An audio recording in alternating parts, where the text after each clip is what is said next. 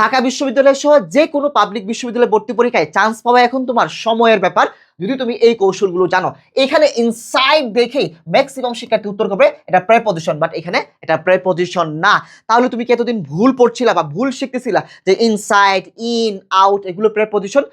হ্যাঁ, এগুলো প্রেপজিশন, এগুলো ভুল না, বাট এইগুলো কখনো কখনো, এই প্রেপজিশনগুলো কখনো কখনো অ্যাডভার্ব হিসেবে কাজ করতে পারে। সো প্রেপজিশন কখনো কখনো কি করতে পারে? প্রেপজিশন কখনো কখনো অ্যাডভার্ব হয়ে যেতে পারে। এগুলো কি হয়ে যেতে পারে? অ্যাডভার্ব হয়ে যেতে পারে। সো প্রেপজিশন কখন অ্যাডভার্ব হয়ে যায়, আবার প্রেপজিশন কখন প্রেপজিশনই থেকে যায়, এটা আমরা শিখবো। দেখো, প্রেপজিশন যে ইনসাইড আছে না, এরপর যদি তোমার নাউন থাকতো বা কোনোটা প্রোনাউন থাকতো, তখন আমি এই প্রেপজিশনটাকে আমি বলতে পারতাম আমি প্রেপজিশন। কারণ প্রেপজিশনের সঙ্গে আমরা পড়ছিলাম যে প্রি মানে হচ্ছে গিয়ে পূর্বে, আর পজিশন মানে হচ্ছে গিয়ে অবস্থান। তো তুমি প্রশ্ন করতা যে কার পূর্বে অবস্থান, বলতো যে নাউন বা প্রনাউনের পূর্বে অবস্থান। তারপর প্রেপজিশন হইতে গেলে কি হইতে হবে? তারপর একটা নাউন থাকতে হবে বা প্রনাউন থাকতে হবে। এখানে ইনসাইডের পরে এখানে কি আছে? টু ইট। টু ইট কি, বা টু হচ্ছে গিয়ে প্রেপজিশন একটা, ইট হচ্ছে গিয়ে ভার্বের base form. To plus V one হলে এটাকে আমরা বলি ইনফিনিটিভ। ইনফিনিটিভ হচ্ছে গিয়ে নন ফাইনাইট একটা ভার্ব। তার মানে এইটা কি? Non finite verb. এটা কি না? নাউনও না, এটা প্রনাউনও না। তার মানে ইনসাইডের পরে, মানে এই যে প্রেপজিশনের পরে কি আছে, মানে নাউনও নাই, প্রনাউনও নাই, তার মানে এটা প্রেপজিশন না, এটা আমরা বাদ দিয়ে দিলাম। আর নাউন বা প্রনাউন থাকলে তখন আমি এটাকে প্রেপজিশন বলতে পারতাম। আচ্ছা, তাহলে এটা কি হইতে পারে? এটা কি ভার্ব হইতে পারে? না, ভার্ব হইতে পারে না, কারণ দা বয়েজ আমার সাবজেক্ট, ওয়েন্ট হচ্ছে কি এখানে ভার্ব, তাহলে ভার্বও হইতে পারে না, তাই না? Went verb. অ্যাডভার্ব হইতে পারে কিনা? হ্যাঁ, প্রেপজিশন কখনো কখনো অ্যাডভার্ব হইতে পারে, এটা তোমাকে একটু মাথায় রাখতে হবে। এখন অ্যাডভার্ব হইতে পারে কিনা, দেখো অ্যাডভার্ব বের করার শর্তটা কি? ভার্বকে তুমি প্রশ্ন করবা, কয়টা প্রশ্ন করবা? 4টা প্রশ্ন করবা। মেইনলি 3টা প্রশ্ন করলে উত্তর পাওয়া যায় ম্যাক্সিমাম ক্ষেত্রে। তো প্রথম দেখো দা বয়েজ। দা বয়েজ মানে কি? ছেলেরা। ওয়েন্ট গিয়েছিল। এখন প্রশ্ন করো ছেলেরা কোথায় গিয়েছিল? উত্তর চলে আসছে ইনসাইড, ভিতরে গিয়েছিল। ইনসাইড মানে কি? ভিতরে গিয়েছিল।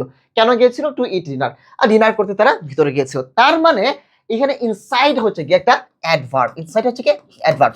যখন তুমি ভার্বকে প্রশ্ন করবে কোথায় গিয়েছিল, কখন গিয়েছিল, কিভাবে গিয়েছিল এবং কেন গিয়েছিল, এই 4টা প্রশ্ন করে যখন উত্তর পাবা, এই উত্তরগুলো হচ্ছে কি অ্যাডভার্ব। এই উত্তরগুলো কি? অ্যাডভার্ব। সো এখানে অ্যানসারটা কি হবে? অ্যানসারটা হবে অ্যাডভার্ব। এখন তোমাকে এটাও শিখিয়ে দেই, ইনসাইড কিন্তু প্রেপজিশনও হতে পারে।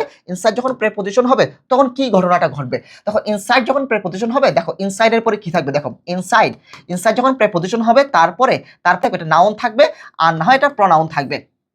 আমি বললাম এখানে যদি বলা থাকতো যে ইনসাইড রহিম, কি থাকতো? রহিম, ইনসাইড রহিম বা করিম বা ইনসাইড হিম, এরকম কিছু থাকতো, বা নাউন বা প্রনাউন থাকতো, তখন এই ইনসাইডকে আমি বলতে পারতাম এটা কি? প্রেপজিশন। এটা কি বলতে পারতাম? প্রেপজিশন। এখানে কোনো নাম নাই, এটা একটা ইনফিনিটিভ, তাই না? আমরা আমরা ক্লাসিফিকেশনে পড়বো 2 + b হচ্ছে কি এটা ইনফিনিটিভ, এটা হচ্ছে কি নন ফাইনাইট একটা ভার্ব। সো এটা একটা ভার্ব ছিল, নন ফাইনাইট একটা ভার্ব ছিল, নন ফাইনাইট একটা ভার্ব ছিল। সো এইখানে যদি তোমার ইনসাইডের পরে যদি এটা যে কোনো নাম থাকতো, যে কোনো ব্যক্তির নাম বা বস্তুর নাম থাকতো, বা কোনো একটা প্রনাউন থাকতো, তখন আমি ইনসাইডকে বলতে পারতাম এটা প্রেপজিশন। বাট এইখানে কিন্তু এটা আমরা প্রেপজিশন বলতে পারবো না।